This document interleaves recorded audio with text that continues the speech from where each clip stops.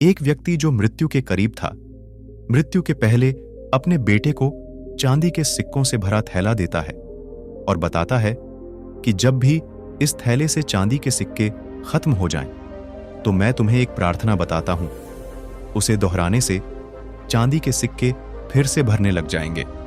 उसने बेटे के कान में 4 शब्दों की प्रार्थना कही और वह मर गया। अब बेटा चांदी के सिक्कों से भरा थैला पाकर आनंदित हो उठा और उसे खर्च करने में लग गया। वह थैला इतना बड़ा था कि उसे खर्च करने में कई साल बीत गए। इस बीच वह प्रार्थना भूल गया। जब थैला खत्म होने को आया, तब उसे याद आया कि अरे, वह 4 शब्दों की प्रार्थना क्या थी। उसने बहुत याद किया, उसे याद ही नहीं आया।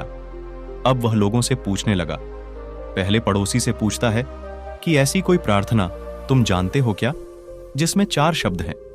पड़ोसी ने कहा, हां, एक 4 शब्दों की प्रार्थना मुझे मालूम है। ईश्वर मेरी मदद करो।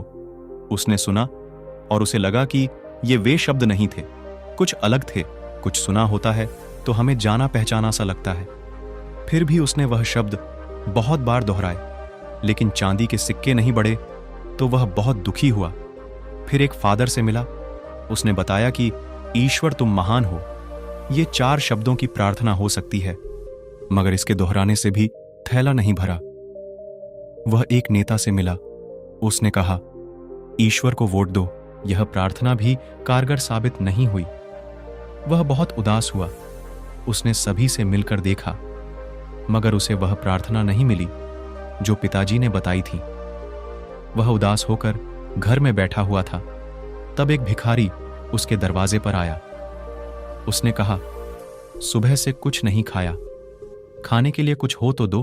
उस लड़के ने बचा हुआ खाना उस भिखारी को दे दिया।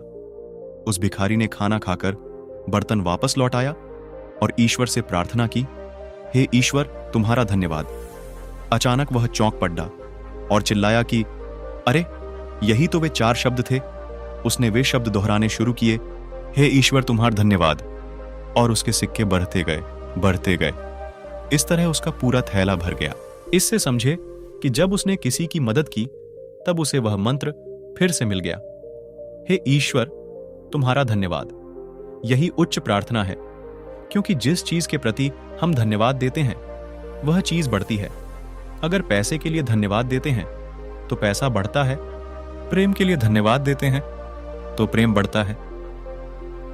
ईश्वर के प्रति धन्यवाद के भाव निकलते हैं कि ऐसा ज्ञान सुनने तथा पढ़ने का मौका हमें प्राप्त हुआ है।